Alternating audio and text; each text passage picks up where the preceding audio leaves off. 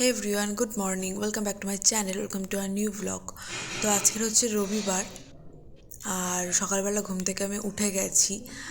আর কালকের থেকে হচ্ছে আমার পরীক্ষা, মানে সে পরীক্ষা কি দেব না বলাই ভালো।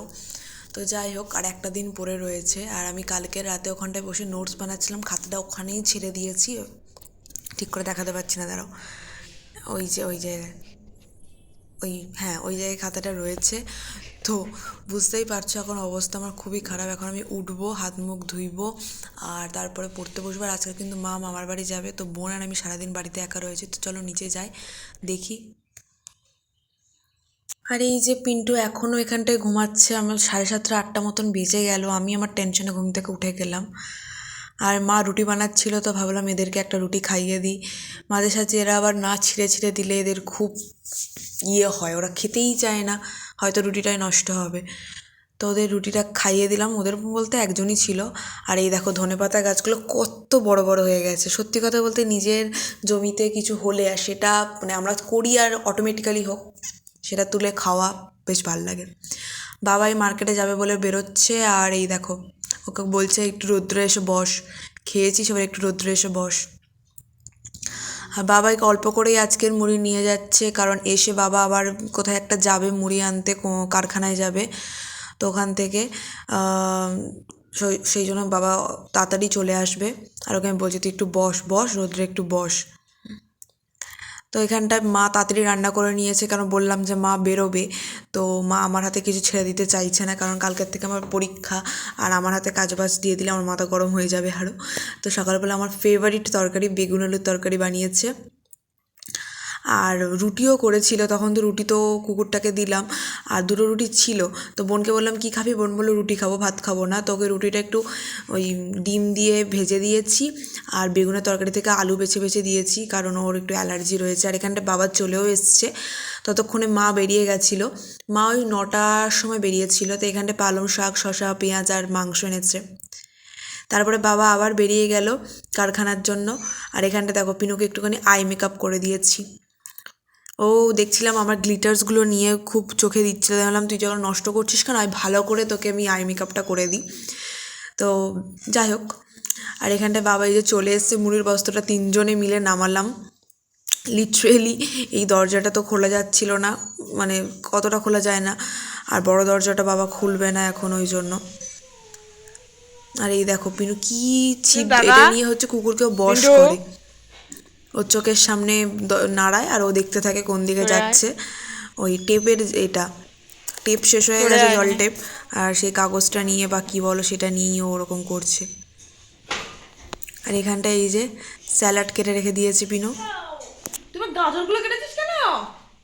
It's my it's my garden. Hello, I am follow me.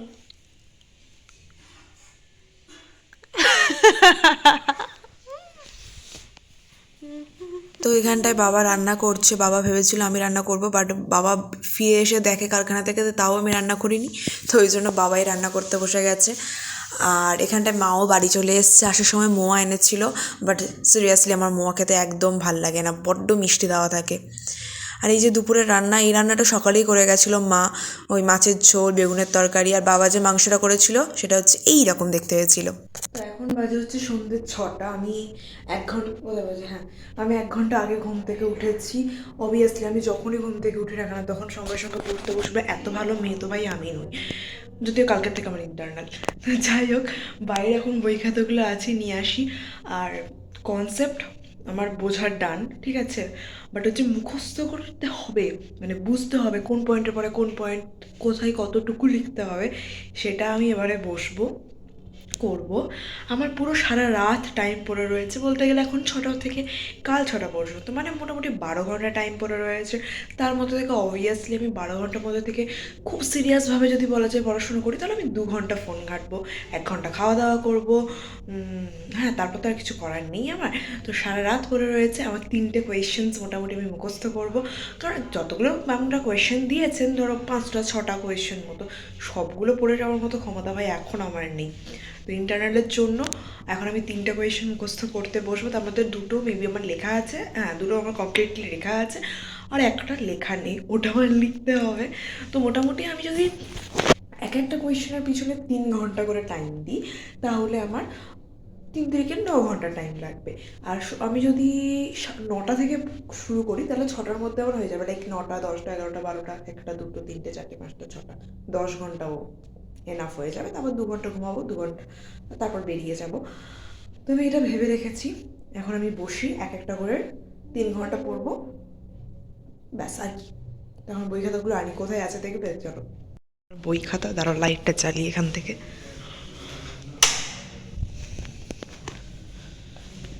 এই হচ্ছে বই খাতা। আমি সকালে এখানে পড়তে বসেছিলাম, এখানেই ফেলে রেখে চলে গেছি। যাই হোক, এই খাতা লাগবে এখন আমার। তো বাকি সবগুলো থাক এখানটায়, বেশি ঘরে নিয়ে গেলে মাথা যন্ত্রণা শুরু হয়ে যাবে ওই খাতা থেকে আমার। বাবা, এই যা ঠান্ডা পড়েছে, কম্বল টম্বল তোলার তো কোনো দরকারই ওঠে না।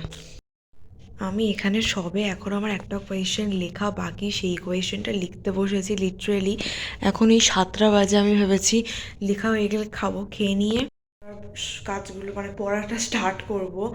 লিটারেলি আমার এখন একটা গোটা কোয়েশ্চেন পুরো লিখতে বাকি রয়েছে। তো I have 1 hour time to finish it. মানে বুঝতে পারছো কত রিস্ক নিয়ে আমি পড়াশুনো করে, আর আমার বন্ধুরা ভাবে আমি কত পড়ি বাড়িতে। মানে লিটারেলি ওরাও কত এক্সপেক্ট করতে পারে আমার থেকে।